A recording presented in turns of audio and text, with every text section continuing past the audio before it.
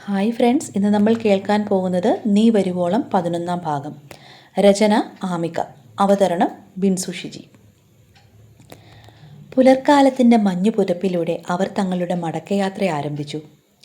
ബാങ്കിലെ ഓഡിറ്റിംഗ് തുടങ്ങുന്ന ദിവസമായതിനാൽ കൃത്യസമയത്ത് അവിടെ എത്തിയേ തീരൂ എന്ന വലിയൊരു ഉത്തരവാദിത്തം ഷ്യാമിനുണ്ടായിരുന്നു. എങ്കിലും ആ ജോലി തിരക്കുകളേക്കാൾ ഉപരിയായി തൻ്റെ പ്രിയപ്പെട്ടവളോടൊപ്പമുള്ള ഈ യാത്രയുടെ ഓരോ നിമിഷവും അത്രമേൽ സന്തോഷത്തോടെയാണ് അവൻ നെഞ്ചേറ്റിയത്. മലനിരകളിലെ വളവുകളും തിരിവുകളും പിന്നിട്ട് ആ ബൊലേറോ ലക്ഷ്യസ്ഥാനത്തേക്ക് കുതിക്കുമ്പോൾ ഷ്യാമിൻ്റെ ഉള്ളിൽ അരികിലിരിക്കുന്ന വീണയുടെ സാമീപ്യം നൽകുന്ന ലഹരി മാത്രമായിരുന്നു. പിൻസീറ്റിൽ അവർ തങ്ങളുടേതായ ഒരു കൊച്ചു ലോകത്തായിരുന്നു. ഇടയ്ക്ക് കണ്ണും കണ്ണും നോക്കിയും കൈകൾ കോർത്തു പിടിച്ചും ആ യാത്രയെ അവർ അത്രമേൽ മനോഹരമാക്കി. ഏറെ നേരം കഴിഞ്ഞപ്പോൾ പ്രണയാതുരമായൊരു മൗനത്തിന് വഴിമാറിക്കൊണ്ട് വീണ അവൻ്റെ തോളിലേക്ക് മെല്ലെ ചാഞ്ഞു. അവളെ തൻ്റെ നെഞ്ചോട് ചേർത്ത് പിടിക്കുമ്പോൾ ആ സ്നേഹത്തിൻ്റെ സുരക്ഷിതത്വത്തിൽ യാത്രയുടെ ആലസ്യത്തിൽ ഒട്ടും വൈകാതെ ശ്യാമും മയക്കത്തിലേക്ക് വഴുതി വീണു. മുൻസീറ്റിലിരുന്ന് മിററിലൂടെ അവരെ നോക്കിയ രവിശങ്കറിൻ്റെ ഉള്ളിൽ എന്തെന്നില്ലാത്ത സന്തോഷം തോന്നി. അദ്ദേഹം ഇന്ദുവിനെ പാളി നോക്കി. നിറഞ്ഞ മനസ്സോടെ പരസ്പരം പുഞ്ചിരി തൂകുമ്പോൾ അവരുടെ മുഖത്ത് എന്തെന്നില്ലാത്ത സമാധാനവും സംതൃപ്തിയും നെളിച്ചിരുന്നു. പെട്ടെന്നായിരുന്നു അത് സംഭവിച്ചത്. മരണത്തിൻ്റെ കരിനിഴൽ വീഴ്ത്തിക്കൊണ്ട് നിയന്ത്രണം വിട്ട ഒരു കൂറ്റൻ ലോറി ആ ശാന്തതയെ കീറി മുറിച്ചുകൊണ്ട് അവർക്ക് നേരെ പാഞ്ഞടുത്തു. റോഡിലെ വളവിൽ അപ്രതീക്ഷിതമായി പ്രത്യക്ഷപ്പെട്ട ആ ലോറി കണ്ടതും രവിശങ്കർ ഒരു നിമിഷം തരിച്ചുപോയി. വെട്ടം വീണു തുടങ്ങിയിരുന്നെങ്കിലും വളവിലെ മഞ്ഞും പടർന്നു പന്തലിച്ച മരങ്ങളും കാഴ്ചയെ മറച്ചുകൊണ്ട് ആ മരണദൂതനെ അതുവരെ ഒളിപ്പിച്ചു വെച്ചിരിക്കുകയായിരുന്നു. ഈശ്വരാ! ഒരു നിലവിളിയോടെ സർവ്വശക്തിയും എടുത്ത് അദ്ദേഹം സ്റ്റിയറിംഗ് വെട്ടിച്ചെങ്കിലും ആ വലിയ ദുരന്തം അവരെ തേടി എത്തിക്കഴിഞ്ഞിരുന്നു. ലോഹങ്ങൾ തമ്മിൽ ഉരസുന്ന ഭീകരമായ ശബ്ദം ആ മലനിരകളെ നടുക്കിക്കൊണ്ട് പ്രതിധ്വനിച്ചു. ഒരു കടലാസ് കഷ്ണം പോലെ ബൊലേറോയുടെ മുൻവശം ആ ലോറിയുടെ അടിയിലേക്ക് ചുരുണ്ടുകൂടി. ചില്ലുകൾ 1000 കഷണങ്ങളായി ചിതറിത്തെറിച്ചു. നിമിഷങ്ങൾക്കുള്ളിൽ പുകയും പൊടിയും കൊണ്ട് അന്തരീക്ഷം ശ്വാസം മുട്ടിച്ചു. മക്കളോടൊപ്പമുള്ള സന്തോഷവും പ്രണയവും നിറഞ്ഞ ആ പ്രശാന്തമായ പുലരി നിമിഷാർദ്ധം കൊണ്ട് ഭീകരമായൊരു ശ്മശാന നിശബ്ദതയിലേക്ക് വഴിമാറി. ഓടിക്കൂടിയ നാട്ടുകാർ കണ്ടത് ഹൃദയഭേദകമായൊരു കാഴ്ചയായിരുന്നു. തകർന്നുപോയ ബൊലേറോയുടെ മുൻസീറ്റിൽ ചോര വാർന്ന് ചലനമറ്റ് കിടക്കുന്ന രവിശങ്കറും ഇന്ദുവും. പിന്നിലെ സീറ്റിൽ ബോധരഹിതരായി കിടക്കുമ്പോഴും ശ്യാമിൻ്റെയും വീണയുടെയും കൈകൾ പരസ്പരം കോർത്തു പിടിച്ചിരുന്നു. മരണത്തിൻ്റെ നിഴൽ വീണ ആ നിമിഷത്തിലും ആ കൈകൾ വേർപെടുത്താൻ വിധിക്ക് പോലും കഴിഞ്ഞിരുന്നില്ല. പെട്ടെന്നായിരുന്നു തകർന്നു പോയ കാറിനുള്ളിൽ നിന്നും ശ്യാമിൻ്റെ ഫോൺ നിർത്താതെ ശബ്ദിച്ചത്. സ്ക്രീനിൽ ഡാഡി എന്ന പേര് തെളിയുന്നത് കണ്ടപ്പോൾ കണ്ടു നിന്നവരുടെ ഉള്ളൊന്ന് പിടഞ്ഞു. മകൻ എവിടെ എത്തി എന്നറിയാൻ ആ പിതാവ് ആകാംക്ഷയോടെ വിളിക്കുകയാണ്. ഒരാൾ വിറയ്ക്കുന്ന കൈകളോടെ ആ ഫോൺ എടുത്തു. മറുതലയ്ക്കിൽ നിന്നും മഹാദേവൻ്റെ സ്നേഹം നിറഞ്ഞ ശബ്ദം കേട്ടു. മോനെ, നിങ്ങൾ എവിടെ എത്തി? മറുപടി നൽകാനാവാതെ ആ അപരിചിതൻ ഒരു നിമിഷം മൗനമായി നിന്നു.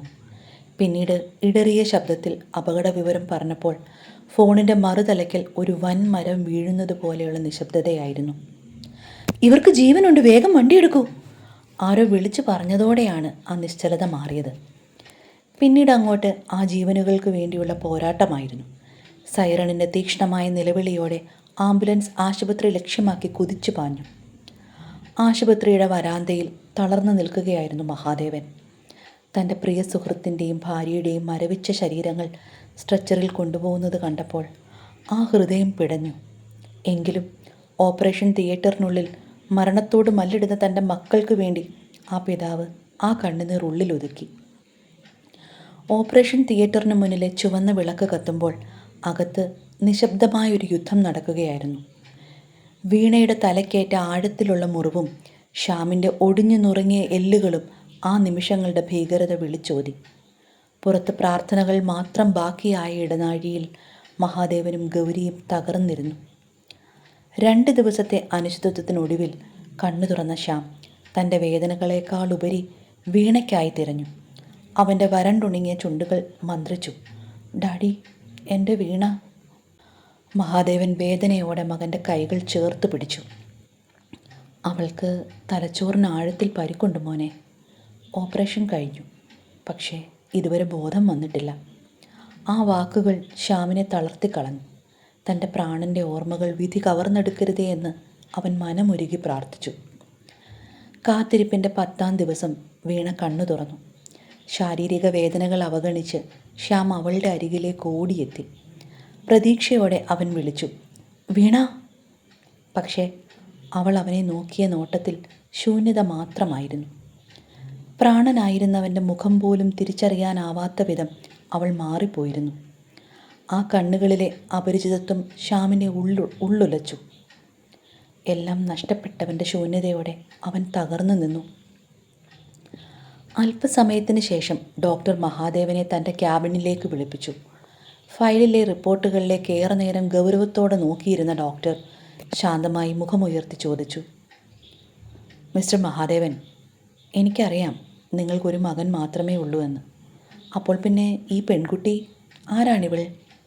നിങ്ങളുടെ കുടുംബവുമായി ഈ കുട്ടിക്കുള്ള ബന്ധമെന്താണ്? മഹാദേവൻ ഒരു നിമിഷം മൗനമായി നിന്നു. വിറയ്ക്കുന്ന സ്വരത്തിൽ അദ്ദേഹം മറുപടി നൽകി, അവൾ എൻ്റെ മകൻ്റെ ജീവനാണ് ഡോക്ടർ, അവൻ്റെ പാതിയാകേണ്ടവൾ.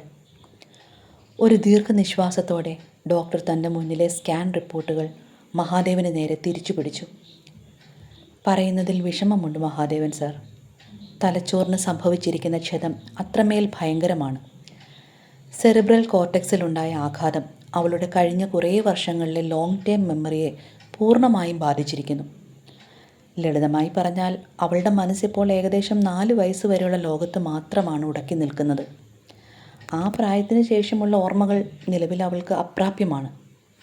മഹാദേവൻ തകർന്നു പോയെങ്കിലും ഡോക്ടർ തുടർന്നു, എന്നാൽ ഒരു അത്ഭുതമെന്ന് പറയട്ടെ, അവളുടെ ന്യൂറോണുകൾ പുതിയ വിവരങ്ങൾ ശേഖരിക്കാൻ പ്രാപ്തമാണ്.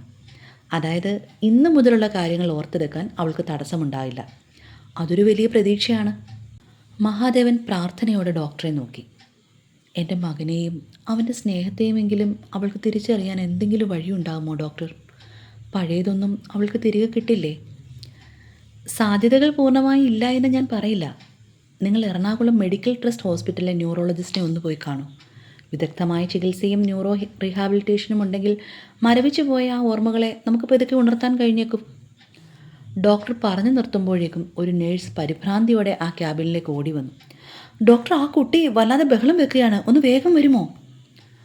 മഹാദേവൻ, നമുക്ക് പിന്നീട് സംസാരിക്കാം. അതും പറഞ്ഞ് ഡോക്ടർ വേഗത്തിൽ ICUവിലേക്ക് പാഞ്ഞു. ആശുപത്രിയുടെ ആ ഇടുങ്ങിയ ഇടനാഴിയിൽ മഹാദേവൻ്റെ തോളിലേക്ക് ചാരി ശ്യാം വിങ്ങിക്കരഞ്ഞു.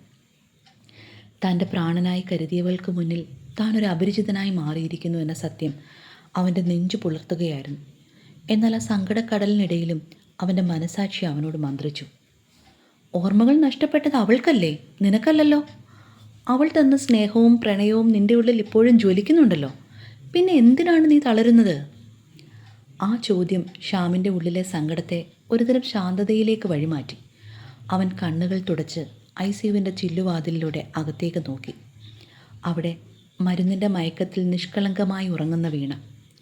പണ്ട് താൻ പ്രണയിച്ച പക്വതയുള്ള പെൺകുട്ടിയെ അല്ല, മറിച്ച് ലോകമറിയാത്തൊരു കൊച്ചു കുഞ്ഞിനെയാണ് അവനവിടെ കാണാൻ കഴിഞ്ഞത്. അവളോടുള്ള പ്രണയം ആ നിമിഷം വല്ലാത്തൊരു വാത്സല്യമായി മാറി. ഡാഡി, ശ്യാം പതിഞ്ഞ സ്വരത്തിൽ വിളിച്ചു. അവൾക്ക് അവളുടെ പപ്പയും മമ്മിയും നഷ്ടപ്പെട്ടത് അവൾ അറിഞ്ഞിട്ടില്ല. ബോധം തെളിയുമ്പോൾ അവൾ ആദ്യം തിരിയുന്നത് അവരെയാകും. അവളുടെ മനസ്സിപ്പോൾ 4 വയസ്സിൽ ഉടക്കി നിൽക്കുകയാണെങ്കിൽ ആ പ്രായത്തിൽ അവൾക്ക് ലോകത്തെ ഏറ്റവും പ്രിയപ്പെട്ടവരവരായിരുന്നല്ലോ. അവരെയാകും അവൾക്ക് വേണ്ടത്. മഹാദേവൻ ഒരു ദീർഘനിശ്വാസത്തോടെ മകൻ്റെ കൈകളിൽ അമർത്തിപ്പിടിച്ചു. അതേ മോനെ, 4 വയസ്സുള്ള ആ കുട്ടിക്ക് രവിയും ഇന്ദുവും അവളുടെ സർവസ്വവുമായിരുന്നു. അവരീ ഭൂമിയിലില്ല എന്ന സത്യം ആ കുഞ്ഞു മനസ്സിന് താങ്ങാൻ കഴിയില്ല. നമ്മൾ ഓരോ ചുവടും വളരെ സൂക്ഷിച്ചു വേണം വെക്കാൻ. മഹാദേവൻ്റെ ആ വാക്കുകൾ ശ്യാമിൻ്റെ നെഞ്ചിൽ ഒരു വലിയ പ്രഹരം ഏൽപ്പിച്ചതുപോലെയായിരുന്നു. ഒരു നിമിഷം അവൻ വിറങ്ങലിച്ചു നിന്നു. സത്യങ്ങൾ അറിയാത്ത പപ്പയുടെ വാക്കുകൾ ശ്യാമിൻ്റെ ഉള്ളിലെ മുറിവുകളെ വീണ്ടും ആഴമുള്ളതാക്കി. അടുത്ത ദിവസങ്ങളിൽ ശ്യാം വിശ്രമമില്ലാതെ വീണയ്ക്ക് കാവലിരുന്നു. മരുന്നിൻ്റെ മയക്കം വിട്ട് ഓരോ തവണ ഉണരുമ്പോഴും ചുറ്റുമുള്ള അപരിചിതമായ മുഖങ്ങളെ കണ്ട് അവൾ ഭയന്ന് നിലവിളിക്കുമായിരുന്നു.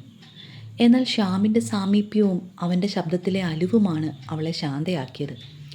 മറ്റാരേക്കാളും വേഗത്തിൽ അവൾ അവൻ്റെ തണലിൽ സുരക്ഷിതത്വം കണ്ടെത്തി. മുറിഞ്ഞുപോയ ഓർമ്മകൾക്കിടയിലും അവൻ്റെ സ്പർശനം അവളിൽ ഏതോ പഴയ വിശ്വാസത്തിൻ്റെ കനലുകൾ വീണ്ടും തെളിക്കുന്നതുപോലെ തോന്നി. ഡോക്ടർമാരുടെ നിർദ്ദേശപ്രകാരം വിദഗ്ധ ചികിത്സയ്ക്കായി അവർ ഉടൻ തന്നെ എറണാകുളം മെഡിക്കൽ ട്രസ്റ്റ് ഹോസ്പിറ്റലിലേക്ക് മാറാൻ തീരുമാനിച്ചു. ആംബുലൻസിലേക്ക് വീണയെ കയറ്റുമ്പോൾ അവൾ ശ്യാമിൻ്റെ കൈകളിൽ മുറുക്കെ പിടിച്ചിരുന്നു.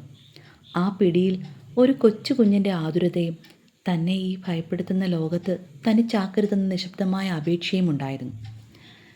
യാത്രക്കിടയിൽ ശ്യാം അവളുടെ നെറ്റിയിൽ മൃദുവായി തലോടിക്കൊണ്ടിരുന്നു. മംഗലത്ത് തറവാട്ടിലെ പ്രണയകാലവും എസ്റ്റേറ്റ് ബംഗ്ലാവിലെ ആ സുന്ദര നിമിഷങ്ങളും അവളുടെ മനസ്സിൽ എവിടെയെങ്കിലും ഒരു നിഴലായെങ്കിലും ബാക്കിയുണ്ടാകും എന്നവൻ ഉറച്ചു വിശ്വസിച്ചു. പുറത്തെ മഴത്തുള്ളികൾ ആംബുലൻസിൻ്റെ ചില്ലിൽ വീണുടയുമ്പോൾ അവളുടെ തകർന്നു പോയ ഓർമ്മകളെ സ്നേഹം കൊണ്ട് കൂട്ടിയിണക്കാനുള്ള നിശബ്ദമായ പോരാട്ടത്തിലായിരുന്നു അവൻ. എറണാകുളത്തെ ന്യൂറോളജിസ്റ്റ് ഡോക്ടർ കുര്യൻ അവരുടെ അവസ്ഥ സസൂക്ഷ്മം പരിശോധിച്ചു. റിപ്പോർട്ടുകൾ മടക്കി വെച്ച് അദ്ദേഹം ശ്യാമിനെ നോക്കി ഗൗരവത്തിൽ പുഞ്ചിരിച്ചു. നമുക്ക് ശ്രമിക്കാം ശ്യാം. വൈദ്യശാസ്ത്രത്തിന് പരിമിതികളുണ്ടാകാം, പക്ഷേ സ്നേഹത്തിന് അതിരുകളില്ല. അവളുടെ ഓർമ്മകൾ തിരിച്ചു കൊണ്ടുവരാൻ മരുന്നുകളേക്കാൾ കൂടുതൽ നിന്റെ സാമീപ്യവും ആ പഴയ നിമിഷങ്ങളുടെ ഓർമ്മപ്പെടുത്തലുകളും വേണ്ടിവരും. അതൊരു നീണ്ട യാത്രയാണ്. നീ തയ്യാറാണോ? ശ്യാം ഡോക്ടറുടെ കൈകളിൽ മുറുക്കെ പിടിച്ചു. അവൾക്കായി എത്ര കാലം വേണമെങ്കിലും കാത്തിരിക്കാൻ ഞാൻ തയ്യാറാണ് ഡോക്ടർ. എന്നെ അവൾക്ക് ഓർമ്മ വന്നില്ലെങ്കിലും വേണ്ടില്ല. അവളുടെ നഷ്ടപ്പെട്ട ജീവിതം അവൾക്ക് തിരിച്ചു കിട്ടിയാൽ മതി. ആ നിമിഷം മുതൽ വീണയുടെ ജീവിതത്തിൽ ഒരു പുതിയ അധ്യായം കുറിക്കപ്പെടുകയായിരുന്നു. നഷ്ടപ്പെട്ട ഓർമ്മകളുടെ നൂലിഴകൾ തേടിയുള്ള പ്രണയവും വേദനയും ഇഴചേർന്ന മനോഹരമായൊരു തീർത്ഥാടനം. 3 മാസത്തെ തീവ്രമായ ചികിത്സയ്ക്കും കാത്തിരിപ്പിനും ഒടുവിൽ ആശുപത്രിയുടെ മരവിച്ച ഗന്ധത്തിൽ നിന്നും മംഗലത്ത് തറവാടിൻ്റെ മണ്ണിലേക്ക് അവർ തിരിച്ചെത്തി. തറവാടിൻ്റെ പടി കടക്കുമ്പോൾ അവിടുത്തെ ഓരോ കാഴ്ചകളും അവൾക്ക് വിസ്മയമായിരുന്നു. ഉമ്മറത്തെ തൂണുകളും മുറ്റത്തെ തുളസിത്തറയും ഒരു കൊച്ചു കുഞ്ഞിൻ്റെ കൗതുകത്തോടെ അവൾ തൊട്ടുനോക്കി. ശ്യാമിൻ്റെ നിരന്തരമായ സാമീപ്യം അവളുടെ ഉള്ളിൽ ഒരു ഉറച്ച ബോധം നൽകിയിരുന്നു. ഇവൻ എൻ്റെ ആരോ ആണ്. ഇവൻ്റെ തണലിൽ ഞാൻ സുരക്ഷിതയാണ്. ആ വിശ്വാസം അവളുടെ ഉള്ളിലെ ഭയത്തെ മായ്ച്ചു കളഞ്ഞു. ഒരാഴ്ചയ്ക്ക് ശേഷം പുലർച്ചെ പത്രം വായിച്ചിരുന്ന മഹാദേവൻ്റെ അരികിലേക്ക് ശ്യാം ചെന്നിരുന്നു. മഹാദേവൻ പത്രം താഴ്ത്തി എന്താടാ എന്ന ഭാവത്തിൽ മകനെ ഒന്ന് ദീർഘമായി നോക്കി. ഡാഡിയും മമ്മിയും ഇനി നാട്ടിലേക്ക് മടങ്ങിക്കോളൂ. അവിടെ ബിസിനസ് കാര്യങ്ങൾ നോക്കാൻ ആരുമില്ലല്ലോ. ഇനി ഇവിടെ അവൾക്ക് കൂട്ടിന് ഞാൻ മാത്രം മതി. മോനെ, ഡാഡിയും അതുതന്നെയാണ് ആലോചിക്കുന്നത്. പക്ഷേ മാതാപിതാക്കൾ നഷ്ടപ്പെട്ട ഒരു പെൺകുട്ടിയോടൊപ്പം നീ ഇവിടെ തനിച്ചു കഴിയുന്നത് നാളെ അവൾക്കൊരു പേരുദോഷമാകും. അത് പാടില്ല. അതുകൊണ്ട് ഞങ്ങൾ മടങ്ങുന്നതിന് മുമ്പ് നമുക്ക് ഈ വിവാഹം നടത്തണം. അദ്ദേഹം ശ്യാമിൻ്റെ തോളിൽ തട്ടി സാവധാനം തുടർന്നു. ആർഭാടമൊന്നും വേണ്ട മോനെ. അമ്പലത്തിലെ ശ്രീകോവിലിന് മുന്നിൽ വെച്ച് അവളുടെ കഴുത്തിൽ നീ ആ താലി ചാർത്തണം. ദൈവത്തെ സാക്ഷി നിർത്തി അവൾ നിൻ്റേതാകട്ടെ. മകൻ്റെ വിവാഹത്തെക്കുറിച്ചുള്ള തൻ്റെ വലിയ സ്വപ്നങ്ങളെല്ലാം വീണയുടെ സുരക്ഷിതത്വത്തിനായി ആ പിതാവ് സന്തോഷത്തോടെ മാറ്റിവെച്ചു. അമ്പലത്തിൻ്റെ ശ്രീകോവിലിന് മുന്നിൽ ഭഗവാനെ സാക്ഷി നിർത്തി ആ മാതാപിതാക്കളുടെ സാന്നിധ്യത്തിൽ ശ്യാം വീണയുടെ കഴുത്തിൽ താലി ചാർത്തി. മഞ്ഞച്ചരടിലെ ആ താലി അവളുടെ കഴുത്തിൽ പതിയുന്ന നിമിഷം ശ്യാമിൻ്റെ ഉള്ളിൽ നിറഞ്ഞത് രവിശങ്കറിൻ്റെയും ഇന്ദുവിൻ്റെയും സ്നേഹരൂപങ്ങളായിരുന്നു. ഇവൾ എൻ്റെ പ്രാണനാണ്. ഈ ശ്രീകോവിലിന് മുന്നിൽ വെച്ച് ഞാൻ വാക്ക് നൽകുന്നു. എന്തു തന്നെ സംഭവിച്ചാലും നിങ്ങളുടെ മകളെ ഞാൻ കൈവിടില്ല. ആത്മാക്കൾ മാത്രം കേൾക്കുന്ന സ്വരത്തിൽ അവൻ മനസ്സാലെ മന്ത്രിച്ചു. ദിവസങ്ങൾ നിശബ്ദമായി ഒഴുകിക്കൊണ്ടിരുന്നു.